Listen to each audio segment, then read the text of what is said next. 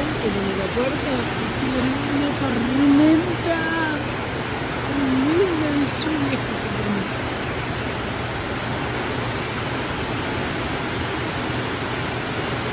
Wow.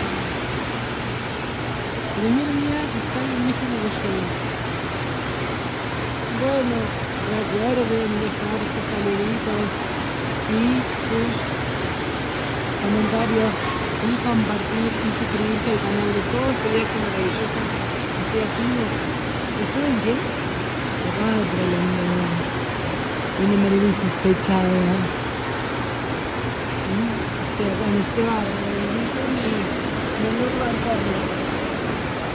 Acá comida mexicana, no saben los taquitos como comida. Tenía que haber hecho fotos. Un beso, suscríbanse al canal de Niña del Río. Besitos, chau.